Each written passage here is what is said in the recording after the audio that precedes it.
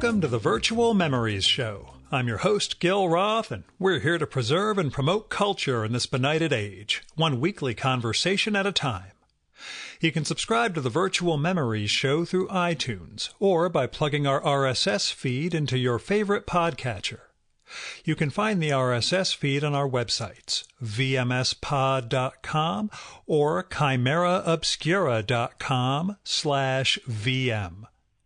We're also on Twitter and Instagram at vmspod, at virtualmemoriespodcast.tumblr.com, and on Spotify, YouTube, and TuneIn.com by searching for Virtual Memories Show.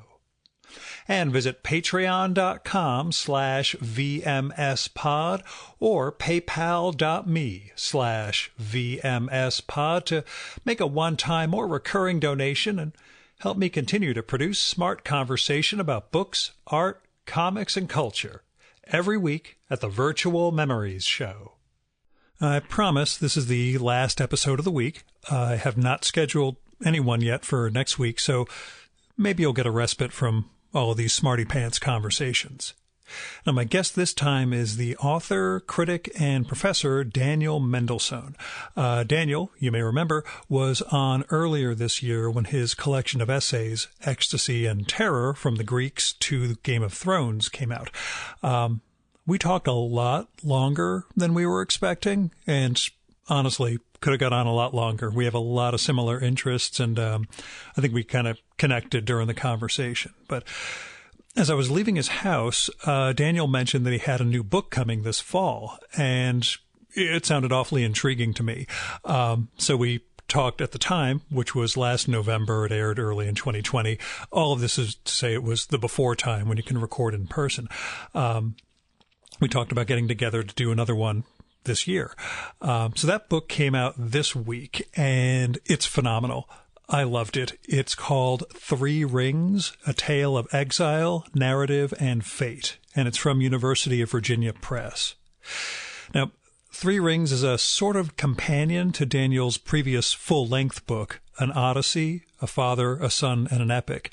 That book, a memoir on the semester in which Daniel's father sits in on the class his son is teaching on the Odyssey, discusses at one point Homer's use of ring composition to tell stories within stories in his epic, sort of constructing flashbacks in ways that spark from and return to the present narrative, except with multiple versions of this kind of iterating within each other.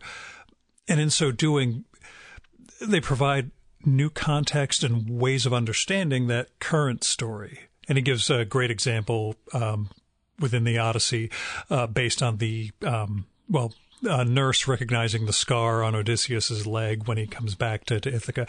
Anyway, needless to say, Daniel explains it a lot better than I just did. But the thing is, he also deploys it within an Odyssey to just masterful effect.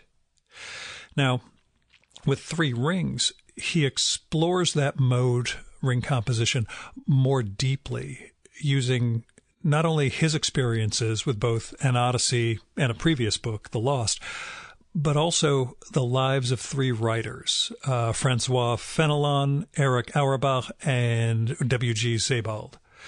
Now, 3 Rings is a brief book. It's only 128 pages, but within it, Daniel evokes the worlds of these 3 European exiles from, the first one, I'd mentioned it during the show. The first one's driven away by royal edict. That is, he pisses off the king. The second is a refugee from the Nazis. And the third is a self-exile compelled by some sort of anxiety or dread of his home country of post-war Germany. And Daniel gets into how each of these exiles explored narrative terrain that kind of echoed or maybe explicated their exile and what it says about story and what story becomes when we tell it. Daniel's what we call genre fluid, and this book isn't simply a literary biography. It's part personal essay, memoir, criticism, history, and more. It's beautifully written, and while it explores those literary traditions and goes into those biographies, especially in the sections around Erich Auerbach and the writing of Mimesis, I found it accessible and, we'll say, non-esoteric, non-hermetic.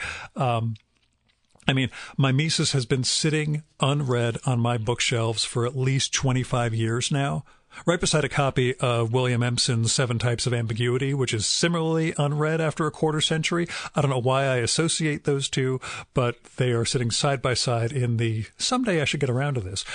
Regardless, I feel like I understood what Daniel was saying about Auerbach and the approaches to narrative and tradition that come up in the book Three Rings. Now, in addition to all that, I don't want to make this out as though, again, it's a dry piece of writing. There's actually a narrative twist of an ending to it all. So there is a sort of story that's being conveyed throughout this. And again, those rings manage to give us more and more context and more links among the various literary figures and the histories in which they lived.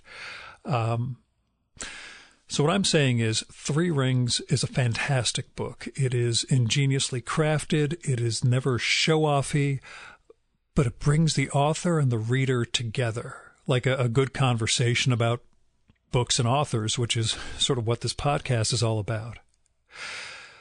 It's a rare book that can achieve all that stuff without either coming off as pedantic or wallowing too deeply in the personal.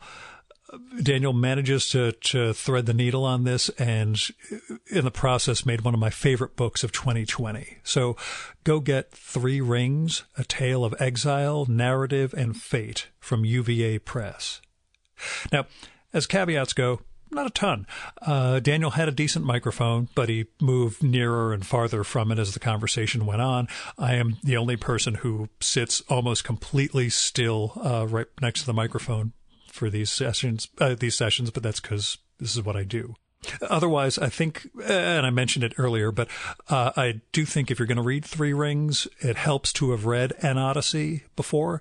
But if you're a listener of this show, you would consider Daniel's memoir, An Odyssey, to be a treat rather than an obligation. It is also one of my favorite books of recent years. Now, here's Daniel's bio. Daniel Mendelsohn teaches at Bard and is editor-at-large of the New York Review of Books.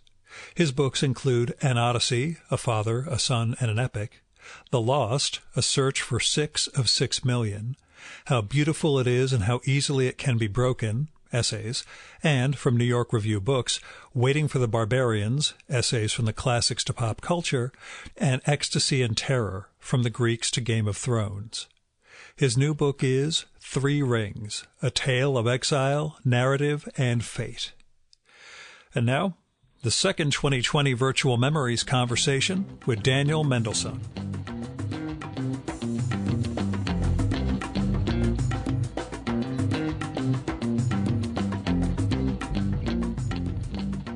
Can you talk a little about the genesis of Three Rings? I mean, you chronicle the mindset in the beginning of the book and the challenges that sort of led to it, but not what generates the book itself.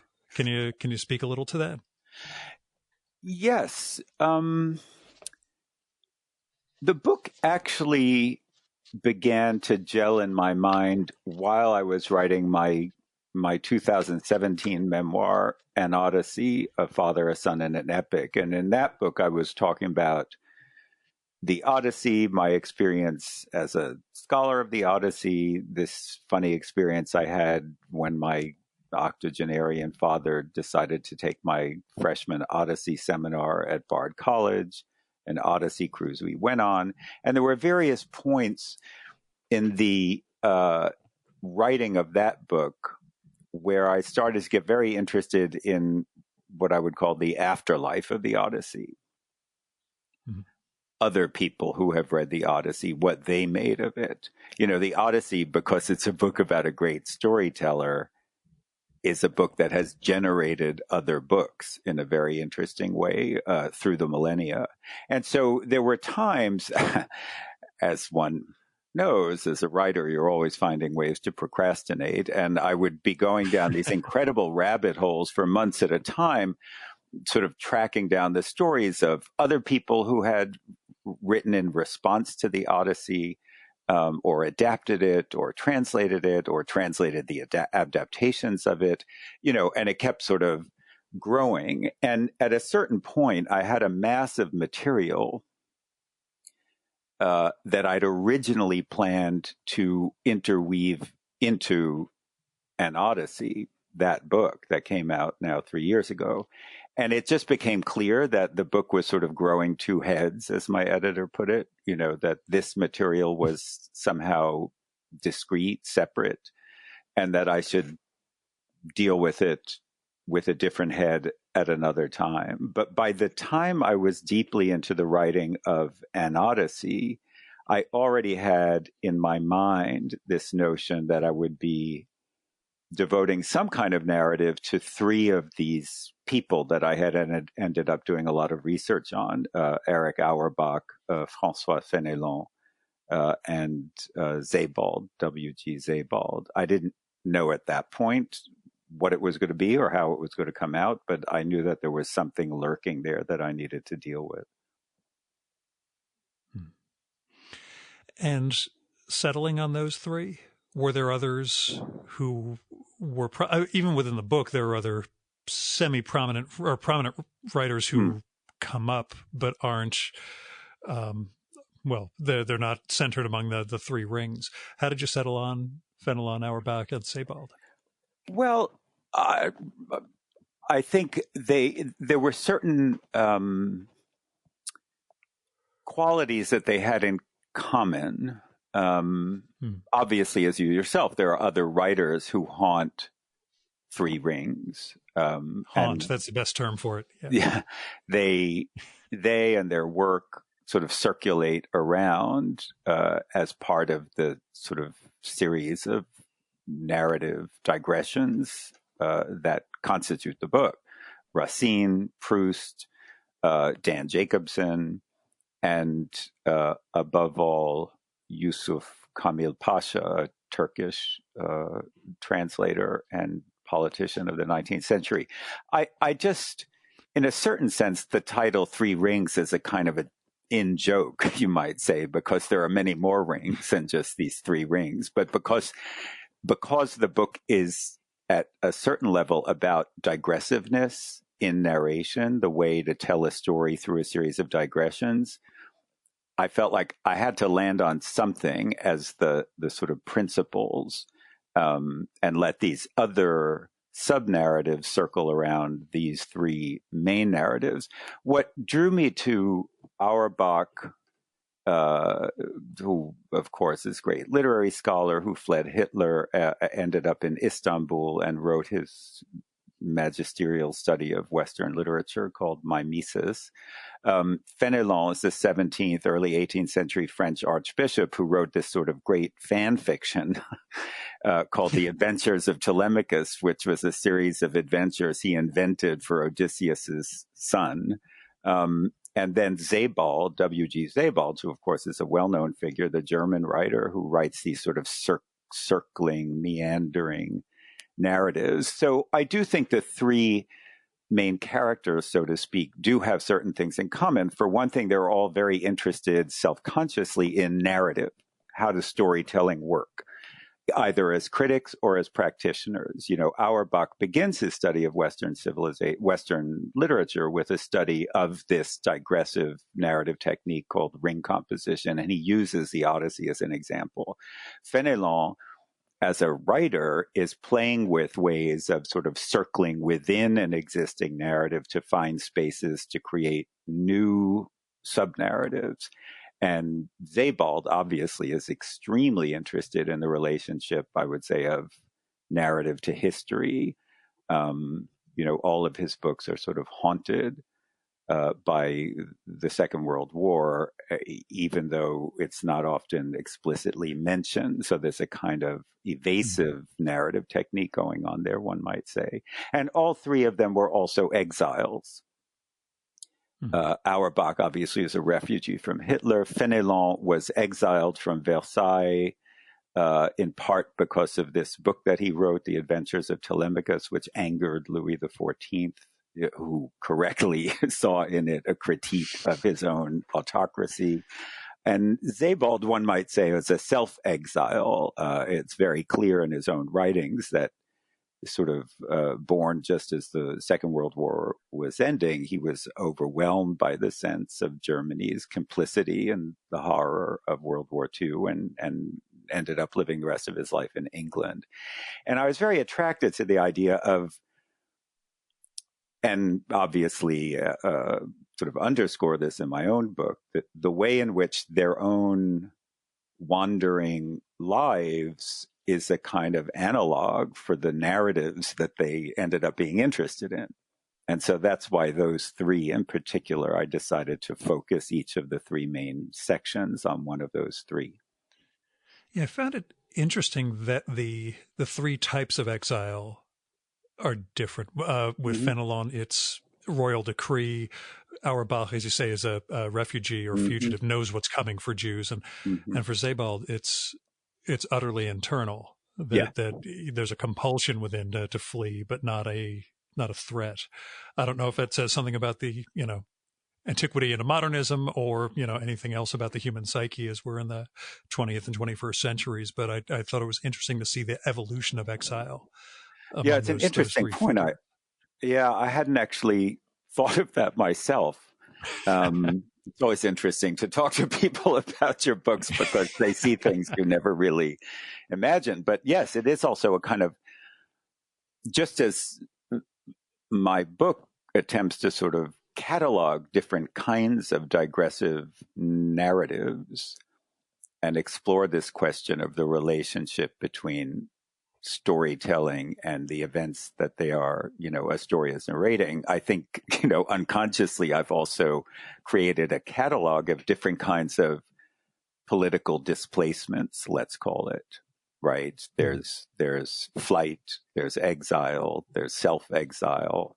The list obviously goes on. But, the history of exile is also the history of the political oppression of writers, which goes right back, to the ancients. Ovid is exiled by decree, just as Louis XIV exiled Fenelon for writing whatever it is he wrote that ticked off Augustus. So this is a long tradition of writers being entwined with the stories of political exile. And also with recurring themes in your work, it's only a few pages into Three Rings before you cry. So that way we know it's a Mendelsohn piece, just as you mentioned, one of your students pointed out that, one of the characteristic traits of your work is that at some point you weep within it. So I was glad to see that came up early on. Well, that's how The Lost begins, my 2006 book about searching for information about my relatives who perished in the Holocaust. And I hadn't really thought of that either, but it's interesting about this book. It's my shortest book by far.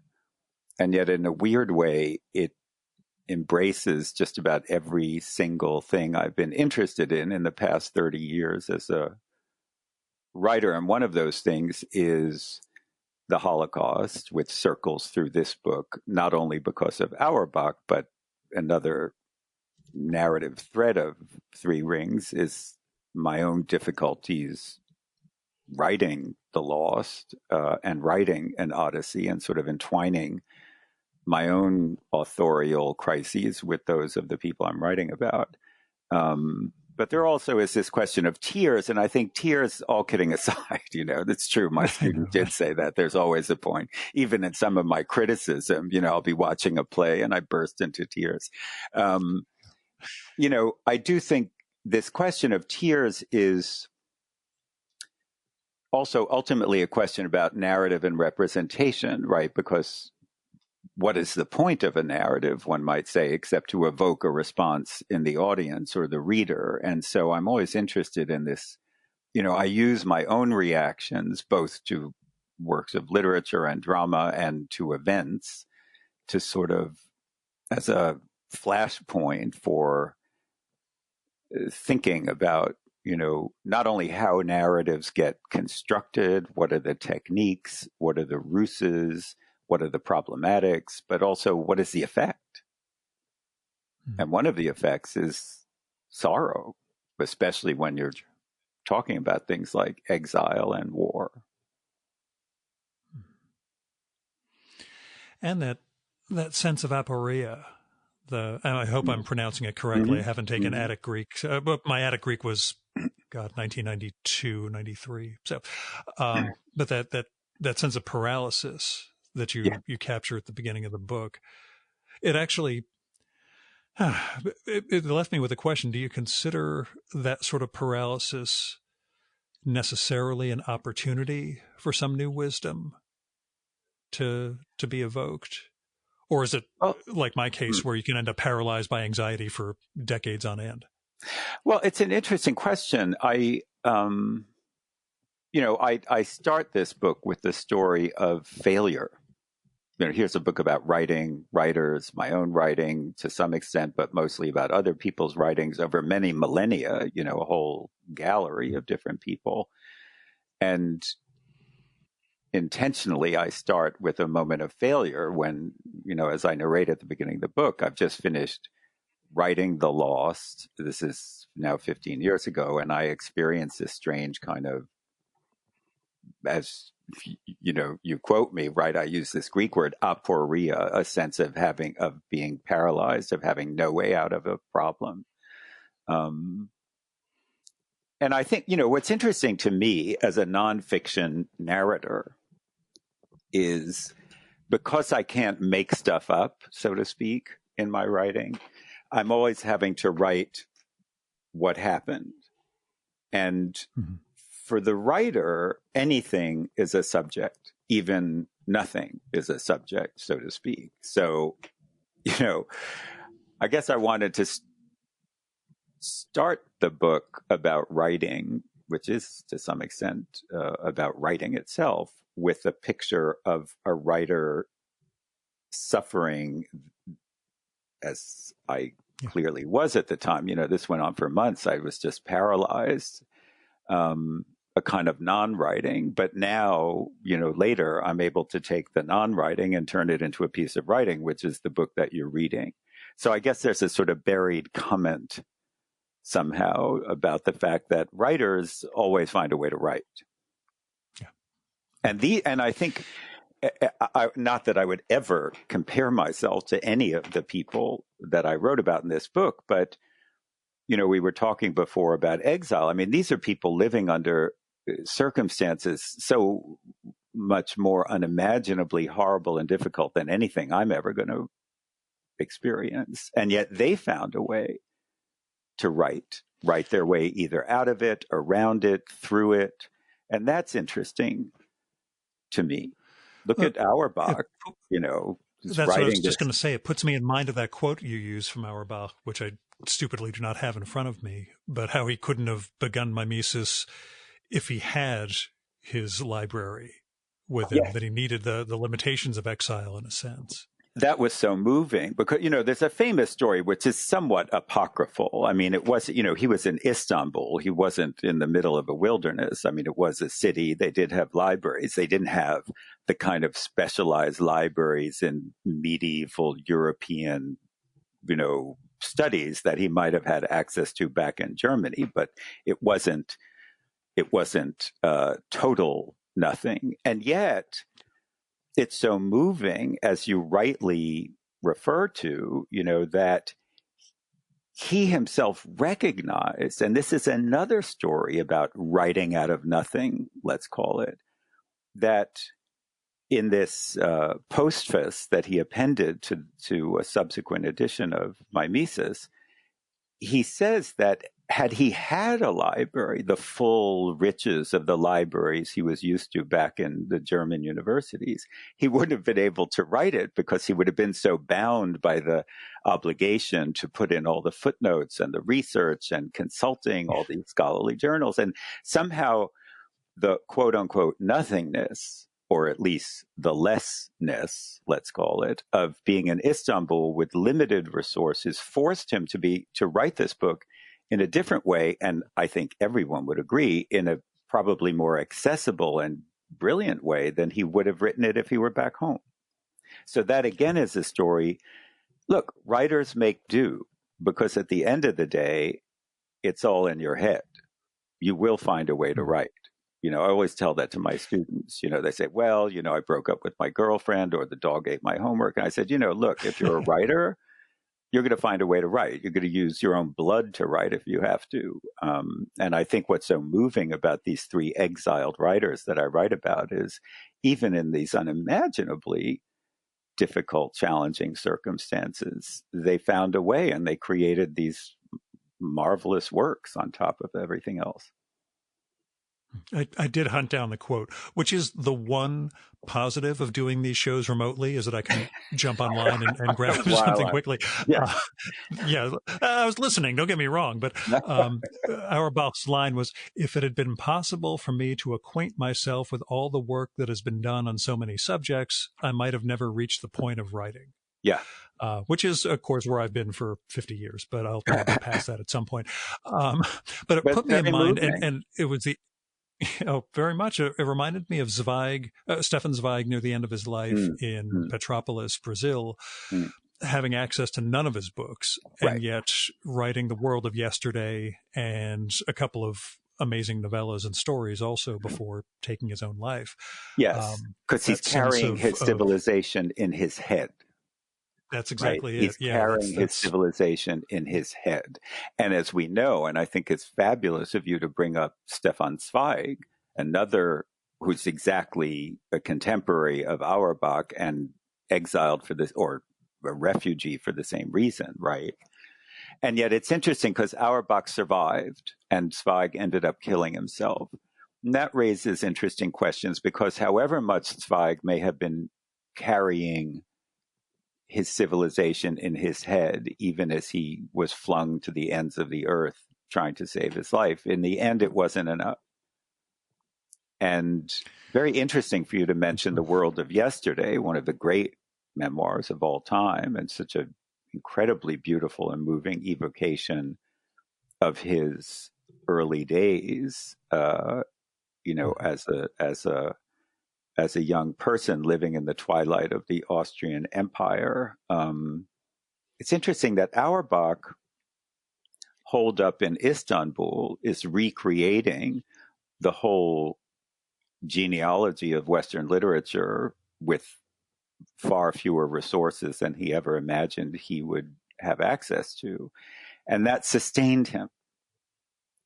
And he did eventually survive and come back to Europe and then to America. And it's somebody should write a joint little sort of slim joint biography of these two people, because they are weirdly parallel and yet they have such different ends.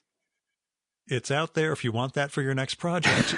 You won't owe me anything. It's okay. No, I'm not circling back this way again. Of course, never say never.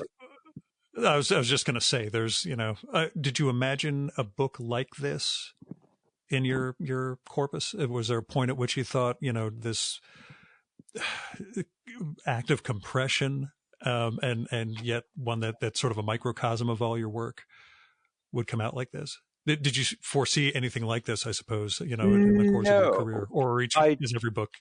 Didn't. This is quite different. I mean, in some ways, it's obviously similar to other things I've done in narrative nonfiction, this weaving together of personal narratives, literary criticism, history, classics, biblical material. But I think in its form, it's very different. And in its, its spirit, maybe.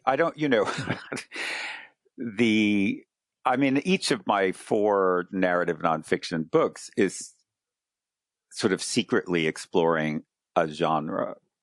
My first book is sort of an attempt at evoking lyric in a funny way, and I'm talking a lot about lyric poetry. And of course, The Lost is a kind of epic, um, and Odyssey, even though it's about an epic, is a kind of a novel. Um, and in this book, I'm not even sure what this is, but I wrote it entirely to please myself, and I think that it's probably the only one on book that I've really only thought about making it the way I wanted it to be. I think. In a sense, oh, sorry. No, go ahead. I was going to say it's like the subject of my major study at college. It's the encyclopedic novel, but compressed into 100-something pages. You manage to achieve Yeah, a level of density in terms of the erudition, but also the personal aspect. And yeah, it's just a remarkable book for conveying so much. it's well, I was just interested in.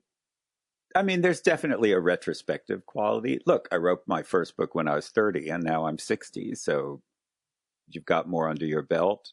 You get better Mm-hmm. at doing certain kinds of things. Um, and I saw it as a kind of challenge to create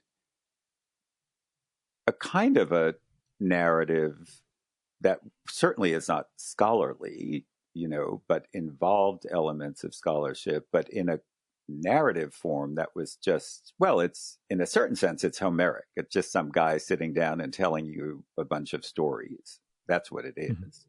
And it's interested in how those stories get told. And as you know, the sort of secret um, narrative trick that connects all three rings is that they turn out to be connected in the most amazing way at the very end in the final page and a half. All these stories of these Spoiler three. alert. Yeah. Yeah, no, I'm not going to say what it is, but it does.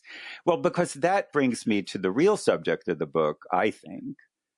And of course, authors are always wrong about what they think their books are about. But, I'm interested in, and this is an issue I first hit up against, of course, when I was writing my Holocaust book, about the relationship of, as I always put it, what happened to the story of what happened.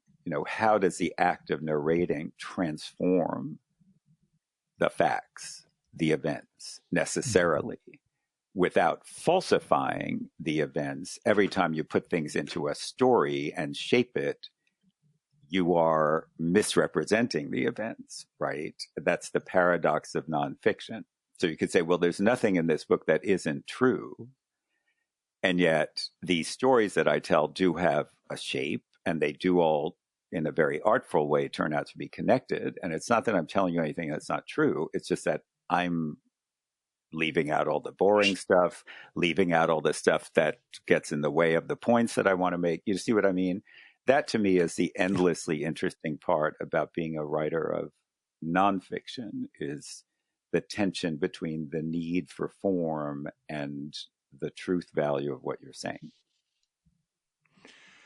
And it sort of raises the question for me about ring structure and how a book like this gets written.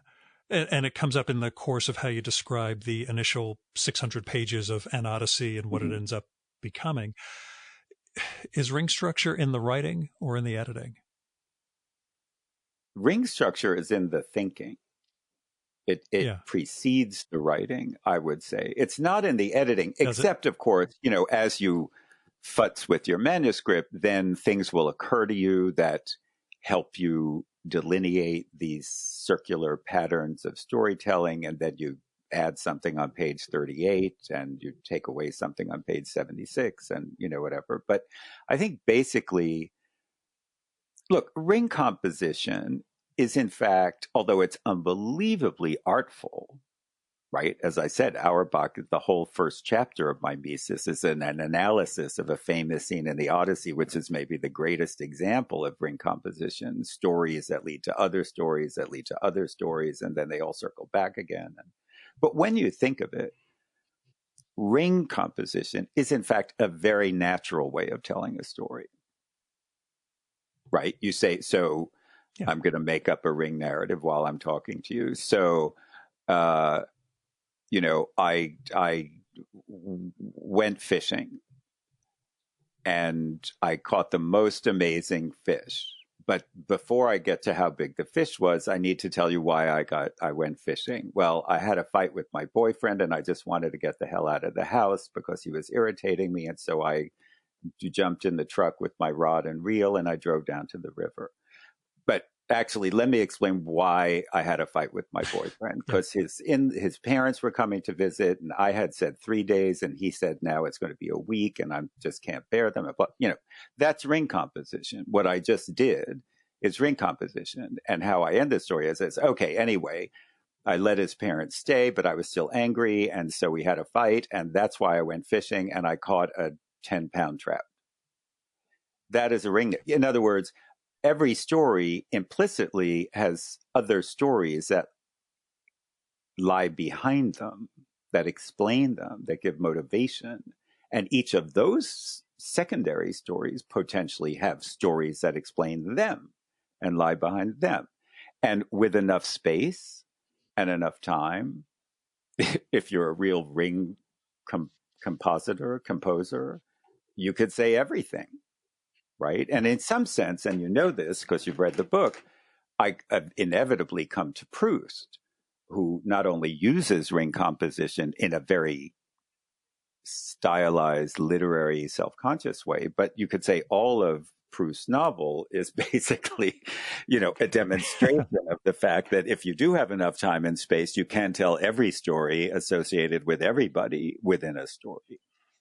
So it sounds very fancy, and it can get very fancy and mannered and stylized, but the impulse is a very natural one. I think people understand. Well, whenever I have to teach ring composition, when I'm teaching Homer, who uses this technique famously, I always tell my students not to freak out because it sounds scary. But when you think about it, everybody tells stories like that. Yeah. It's just a matter of how well you couch them or again, are able to construct everything while still sticking to the facts. It's only the second time around that I saw the model room at the beginning and Sebald's piece from Ring of Saturn at the end, and thought, oh yeah, no, he's doing that within each of these. There's various ways of touching back to the main theme. Yes. I mean, I think that's one of when you're doing a very elaborate ring composition, you have to plant flags for your audience. Right. Ways of, like. And in my case, Hansel and Gretel with the breadcrumb, you have to remind. So there's a model in part one that I talk about, and there's actually a model in part two. And then you come back to somebody else's narrative, which happens to have a model. Those motifs which sort of cycle through your stories are markers that remind the reader that you are in fact going in circles, but also moving forward. Now, can you speak a little about what to me is the central tension of the book, Auerbach's disagreement with ring structure and what it says in a greater sense about what literature can or can't mean? Well, it's interesting. So, so this is the whole book, which is interesting. I was going to say, this is more of a spoiler alert than what comes up at the very end, but no. It's, but so ring composition, in other words, looks like a bunch of digressions, each flowing from the other. But of course, in any literary work or anything that you publish, a digression is never a digression. It's always purposely put there to get you to look at a certain thing that you would not have looked at if you were just traveling a straight, narrow path. And so I've just given, an example, a sort of funny example of ring composition, but it is used very elaborately in Homer. And so Auerbach starts his mimesis with an analysis of Homeric ring composition. When I was having trouble writing an Odyssey, the crisis that I describe at the beginning of Three Rings, I went back to Auerbach after a friend of mine who is also an editor suggested basically that I use ring composition to solve my own problem writing that book. I went back to Auerbach, who I hadn't looked at in many years, but I remembered he had this chapter about ring composition, and I thought, oh, he'll tell me how to do it. And then when I actually went back and reread him, he doesn't like ring composition. That's the joke. He contrasts it in the first chapter of Mimesis with the biblical style of narration, which he calls opaque. And as an example of the biblical or Hebrew, as I call it, style, he uses the tale in Genesis of the sacrifice of Isaac.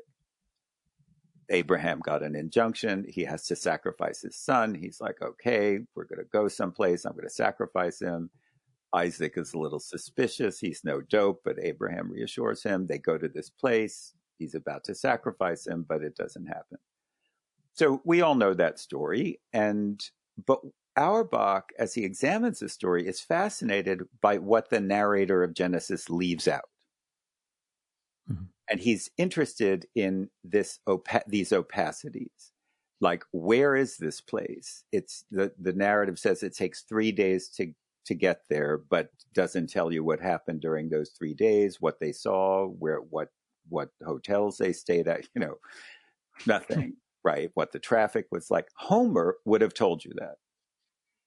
Homer would have laid everything out by means of narrative digressions to encompass the whole of the journey, whereas the biblical style omits that. It focuses on just what, as he puts it, is necessary to the narrative. So what he's giving you at the beginning of this, great magisterial study of Western literature is they are the two, not surprisingly, the two poles that structure the Western mind, Athens and Jerusalem, right? The Greek and the Hebrew. Yeah. These are two ways of telling a story. One, I then developed my own terminology in discussing this in my own book, and I called the Greek style the optimistic style, right? Which is also the Proustian assumption, right? That you can tell everything about everything and you want to know everything about everything. Whereas in the Hebrew, or as I call it, pessimistic style, there are things you can never know. And the author doesn't tell you, and you just have to accept that. And what's interesting in Auerbach is he says it's why he thinks this opaque, pessimistic Hebrew style in which you're not told everything is more productive, quote unquote, is that the not knowing spurs your curiosity and makes you want to read more deeply, precisely because everything is not being laid out before you. You have to delve in and figure things out. And therefore, the Hebrew style leads to interpretation and commentary and contentious commentary and arguments over the text. And so those are the two poles. It will turn out that pretty much all of the discussion in Mimesis is going to operate between these two ideas of how to tell a story. And I myself, as a Jewish person, as a person with a Jewish family history, as a person with a dark, pessimistic family history having to do with the Holocaust, and yet as a classicist, as a student of Homer, as a teacher of Homer, I use Auerbach's poles symbolically as a sort of a framework for thinking about my own narrative interests, because I am torn between those two poles, you might say. I was going to ask, do you see Istanbul as the third pole? Well, so funny you should ask. I just got a look at the cover of the French translation of Three Rings, which has a beautiful atmospheric old photograph of Istanbul on the cover. Because as you know, Istanbul becomes a sort of third term in all of this back and forthing between the Hebrews and the Greeks. It is historically a place both of refuge and a generator of exile. And I keep recurring in my own book to Istanbul as the place from which, for example, Byzantine Greeks fled after Istanbul fell to the Ottoman Turks in 1453. But it is also the place to which Jews who were exiled by Ferdinand and Isabella in 1492 fled. And so Istanbul itself becomes a kind of symbol of this duality that haunts the whole book. Istanbul is the place to which Auerbach fled, and gave him shelter to write his great paean to the Western civilization that he could only write about in the East because the West was tearing itself into pieces. So there's a kind of ironic, I think Istanbul is a sort of ironic presence in the book. And through the book, as you know, I keep circling back to this incredibly long and depressing history of East-West conflict. Fenelon had two brothers who were fighting with the Europeans in the late 17th century against the Ottoman. You cannot get away from this East-West tension, it seems.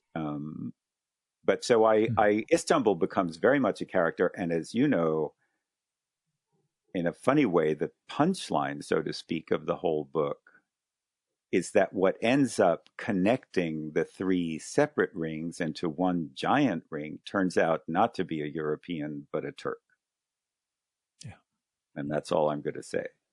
But so I'm very interested in Istanbul, both in itself and as a kind of symbolic place too.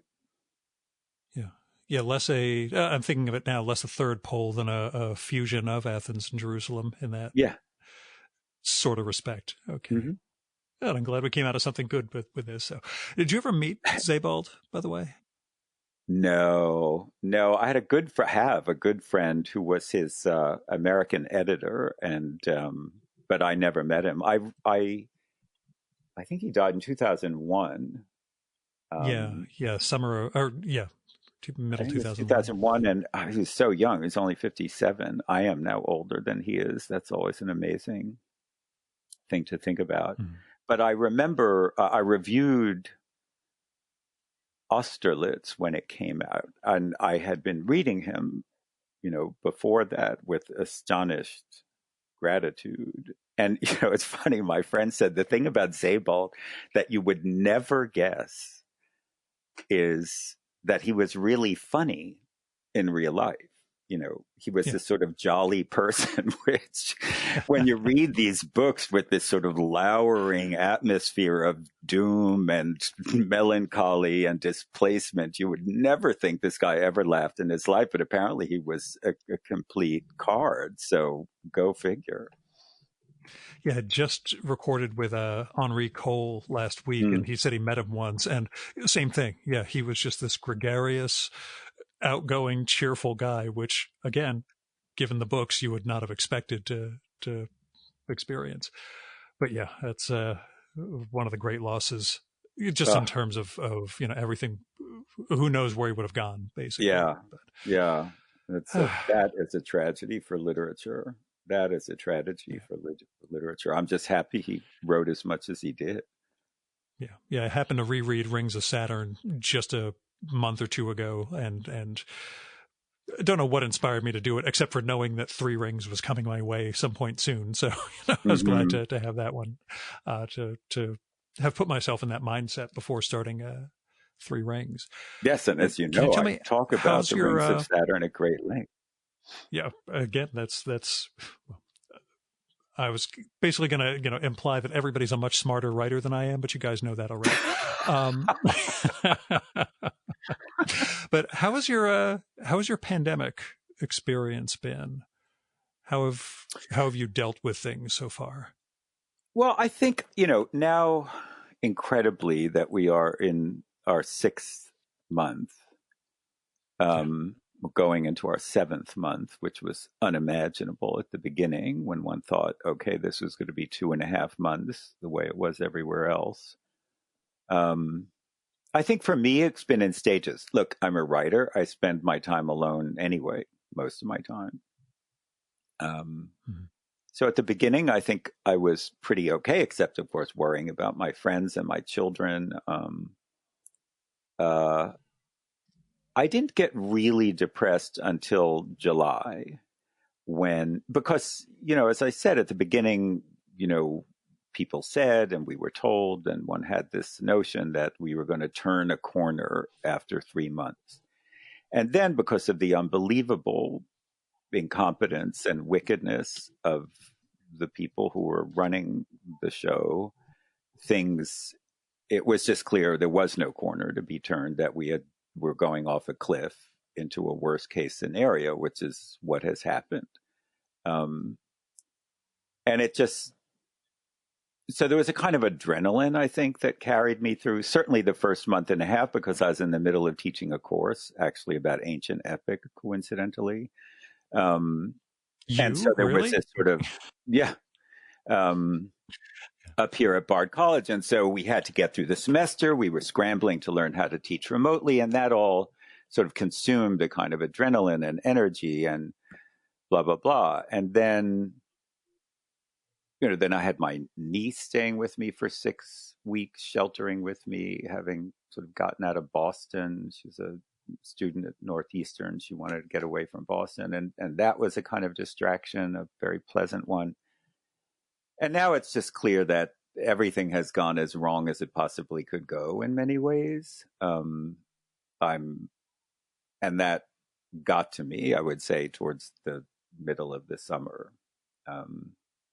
And it was very distracting. I think, like many writers, I had a hard time focusing for a while, but I just decided in August that I had to pull myself together and get back on track with the various obligations that I had.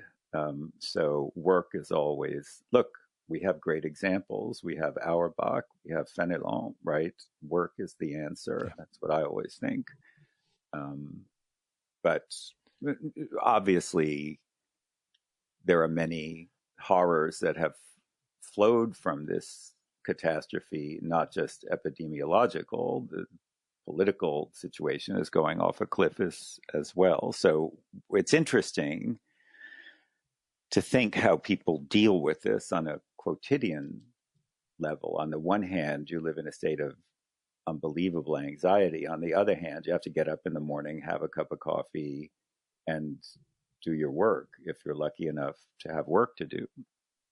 It makes me think retrospectively of the people that I wrote about and people in my own family history dealing with far more terrible pressures and how they surmounted them.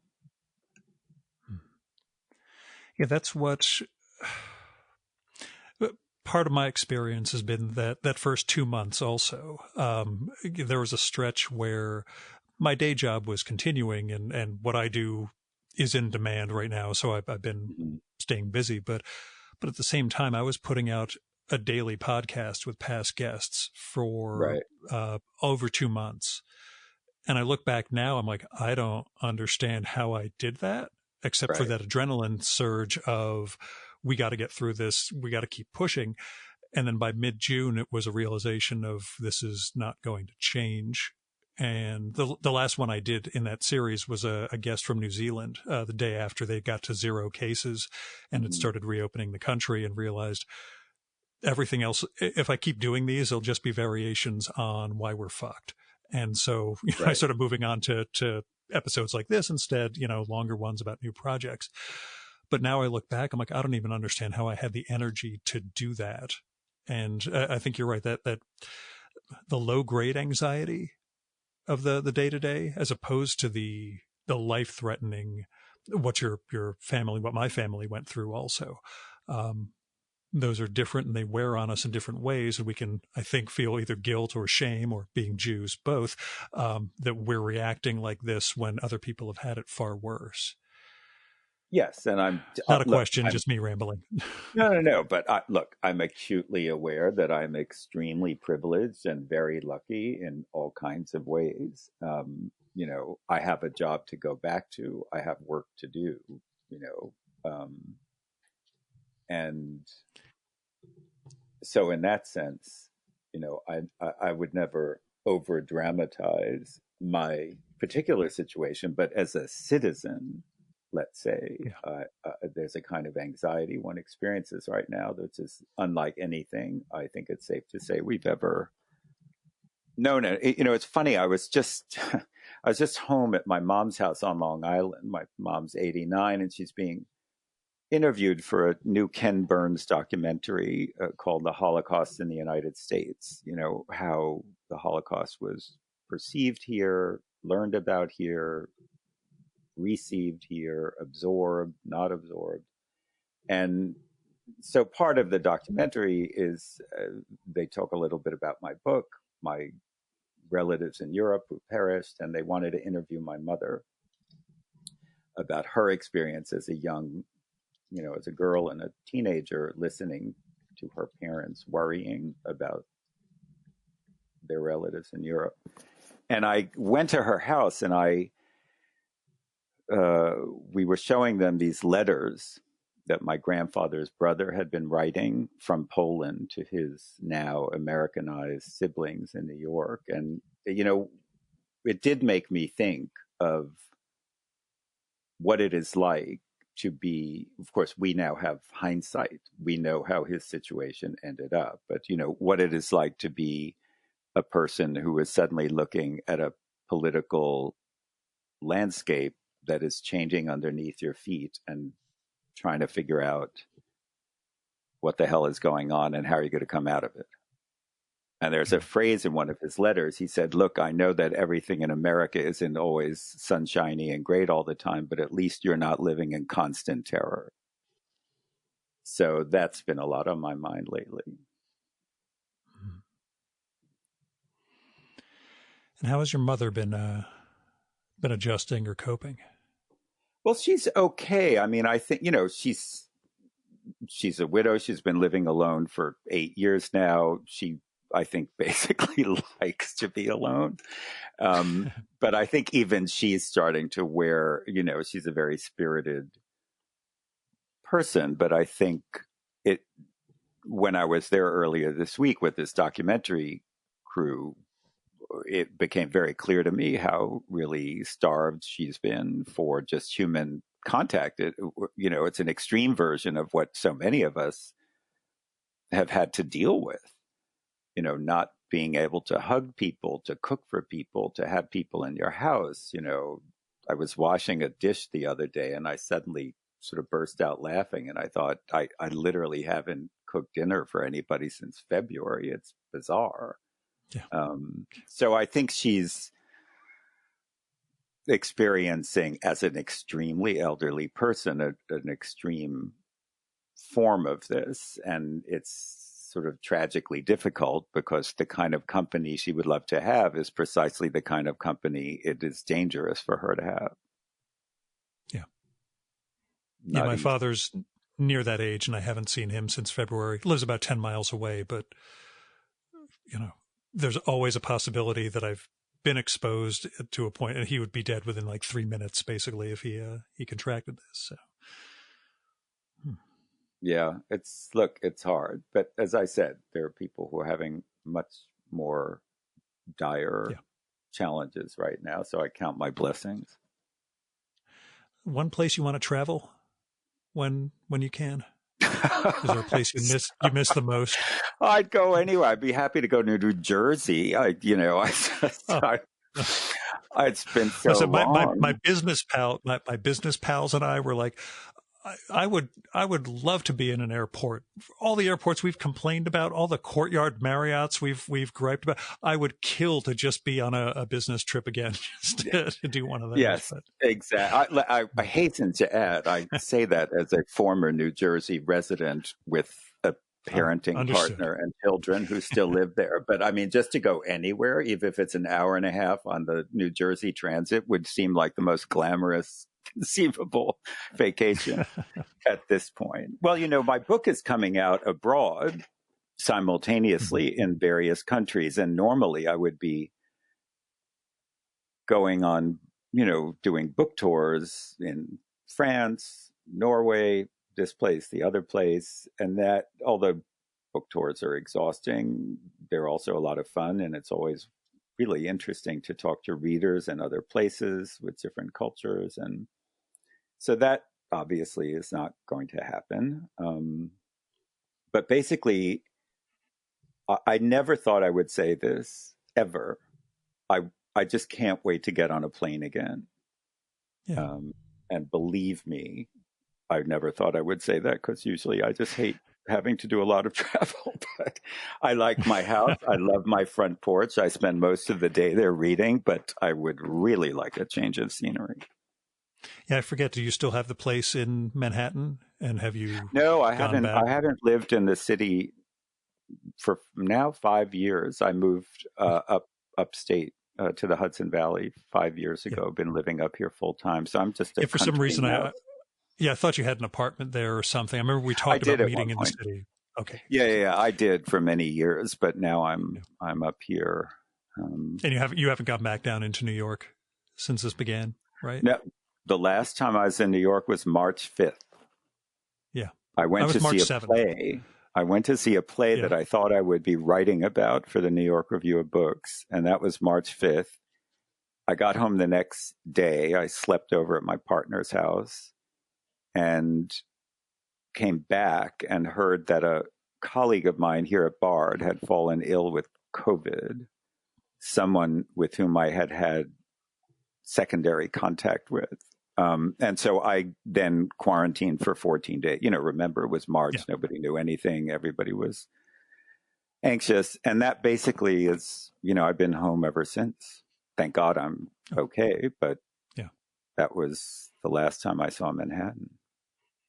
Yeah. March 7th, 2 podcasts and the Antiquarian Book Fair. Both podcast guests came down with it within 2 weeks. Oh, God. That was, yeah. And that was it wasn't me, was it? They were both like, we live in Manhattan. So chances are we got exposed to something else besides you for an hour. So, Yeah. but yeah, it just one of those things. I knew I was taking my chances, and in fact drove Brooklyn, Upper East Side, and then Washington Heights rather than doing the subway. But that was, the last time I thought, I could get away with this coming into New York. A few days after that, the world went sideways on March 11th, and that was, the end of all that. But now, as far as projects you were working on, making headway with the Odyssey translation? Yes, absolutely. Okay. Slow but sure, like a turtle. Translating, as I know from my Kavafi experience, it's, at least for me, it's like the crossword puzzle. It's something you do for a limited amount of time in great bouts of intense concentration every day.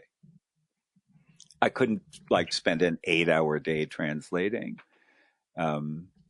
So what I usually do is I spend the morning up until lunchtime reading for whatever thing I happen to be working on. And then I have lunch, and then I translate in the afternoon for a few hours. And then I have a coffee, and then I work on whatever I'm writing for 3 or 4 hours. And then I have dinner. So that's my schedule. And the Odyssey is, just slowly coming along. Yeah. I think I will finish probably on time, which is in the middle of 2022. And then we'll see. Yeah, I had wondered whether the circumstances led you to change work habits at all like that, or if, like you said, something like this sort of translation is not going to benefit from putting double the hours in on a particular day. No, I mean, I did get very discombobulated at the beginning, I would say March and April, just because of the, talk about a constant state of terror. And, back then everybody was Lysoling their grapes. And, I mean, it was just so Yeah, so are we. overwhelmingly scary.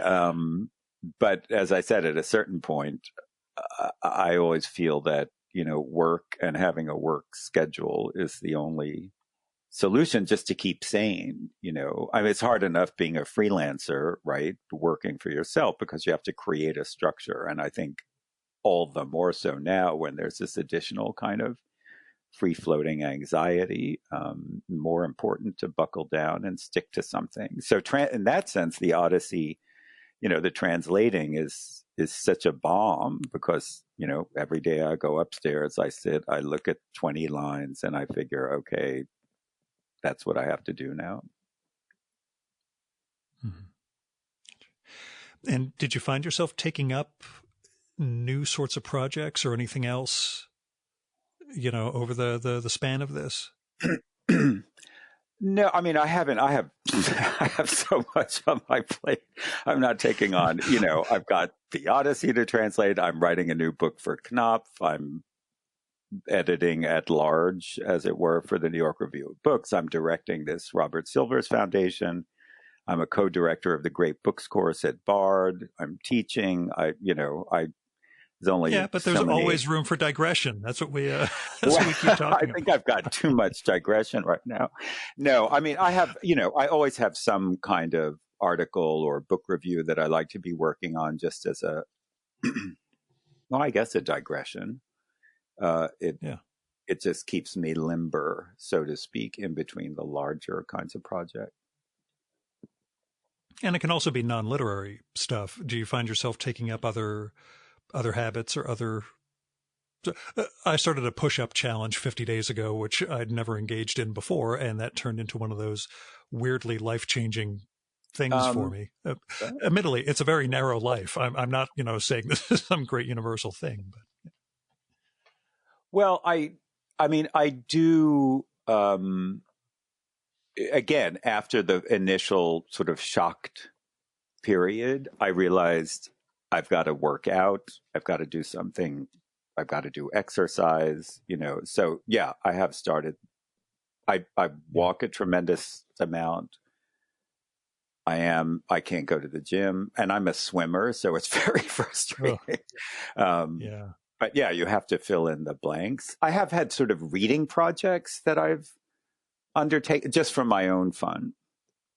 And I also, so I'm now going back and rereading all of Thomas Mann for the first time since I was right out of college. So I don't know why, but it just hit me. And I love the idea that that's your idea of fun. Well, reading is fun, I'm with you. You know who you're talking to. Yeah. And I always have a musical project. Like there's always some piece or composer or something that I'm decided sort of spend a few months with and focus on. So look, you have to have things. If there were, it's so funny because of course, what's going to happen because of this pandemic and the financial crisis that has come of it. College is going to abandon the humanities and go for more STEM stuff than ever because it's employable. And the irony is never have we needed the humanities more because that's the stuff that tells you how to deal with these crises, and that's a terrible irony, but I know this is happening. I was just reading in the Chronicle something about more French departments, Spanish departments, classics departments being shut down, even in quote unquote liberal arts colleges. And I feel that so painfully because literature exists because it can help you think about these kinds of problems that we're having. But they turn higher education into ways of making us consumers instead of citizens. Yeah. That's been going on for decades. You have to have a job. I'm not starry-eyed. I have children in their 20s. I worry about the economy that they're emerging into, but I do these things for myself because that's the nourishment that will help me survive this.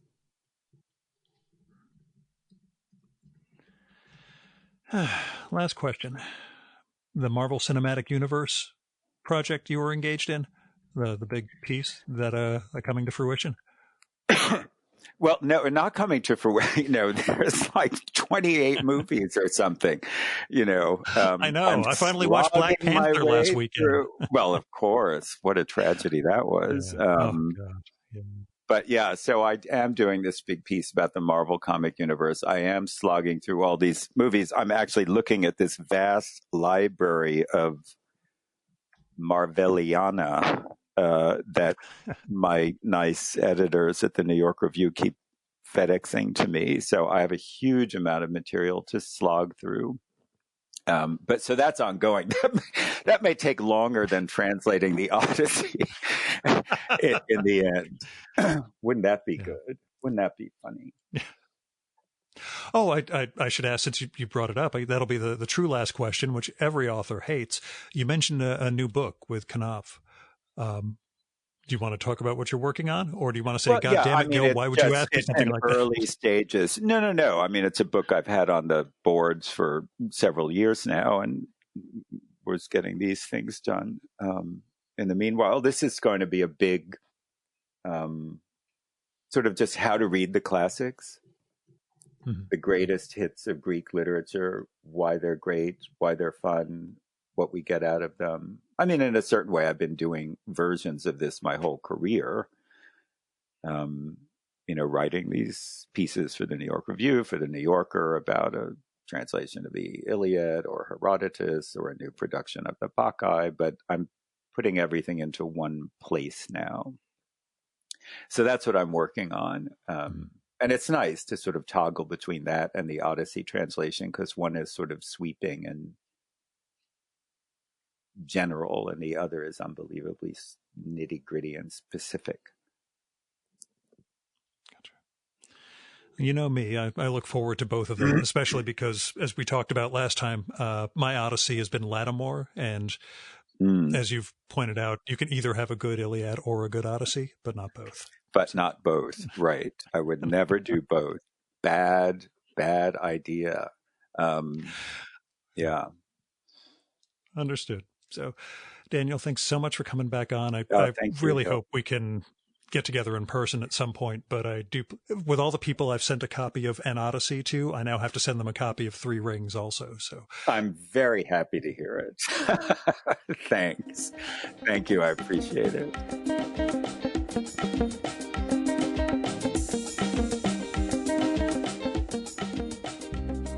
And that was Daniel Mendelsohn. His new book is Three Rings, A Tale of Exile, Narrative, and Fate from University of Virginia Press. It is an absolute gem, and if you're a regular listener of this show, then this one, along with Daniel's other books and collections, should be right up your alley. And you can find more of Daniel's work and his interviews and other writings at his website, danielmendelsohn.com. That's DanielMendelsohn.com. He's also on Twitter as D.A. Mendelsohn NYC and on Instagram as Derry Nain Man. Whatever. There will be links to all of those in the show and episode notes for this one. Now, in the before time, this is when I would bring up my Patreon and PayPal and how you can support the show with money, but I don't want you to give me money. If anything, I'm actually thinking of shutting my Patreon down because reasons. But anyway, my job is treating me just fine. It's pretty hectic and stressful right now. I've got a lot of responsibilities, but that's a lot better than being unemployed. So don't worry is what I'm saying. My expenses for the podcast are minimal since I'm not doing any traveling anymore. The only support I could use from you, emails, letters, postcards, and that's about it. The support you can show the rest of the world is what I care about. So go find the Patreons, GoFundMes, Kickstarters, Indiegogos for people in need. They can be writers or artists or just ordinary people. If you're not comfortable giving to individuals, there are plenty of institutions you can donate to. Food banks, freedom funds, election contributions. There are a lot of ways that you can help fix the world. So all I'm asking is, if you're in a position to help people right now, then help them. Last point I will bring up is that I still have a couple copies of my first issue of my very first zine, Haiku for Business Travelers. It is free. If you're interested in a copy, just drop me a line and I will send it to you. You can do that through my email or social media or through haikuforbusinesstravelers.com, which is a form to fill out for that stuff. You can kick in a few bucks for postage and production if you want, but this is not a money-making thing. It's just my way of sharing my art. Our music for this episode is Fella by Hal Mayforth, used with permission from the artist. You should visit my archives to check out my episode with Hal from the summer of 2018 and learn more about his art and painting. And you can listen to his music at soundcloud.com/May4th. And that's MAY, the number 4TH. And that's it for this week's episode of the Virtual Memories Show. Thanks so much for listening. We'll be back next week with another great conversation. You can subscribe to the Virtual Memories Show and download past episodes at the iTunes Store. You can also find all our episodes and get on our email list at either of our websites, vmspod.com or chimeraobscura.com/VM. You can also follow the Virtual Memories Show on Twitter and Instagram at vmspod, at virtualmemoriespodcast.tumblr.com, and on YouTube, Spotify, and TuneIn.com by searching for Virtual Memories Show. And if you like this podcast, please tell your pals, talk it up on social media, and go to iTunes, look up the Virtual Memories Show, and leave a rating and maybe a review for us. It all goes to helping us build a bigger audience. You've been listening to the Virtual Memories Show. I'm your host, Gil Roth. Keep reading, keep making art, and keep the conversation going.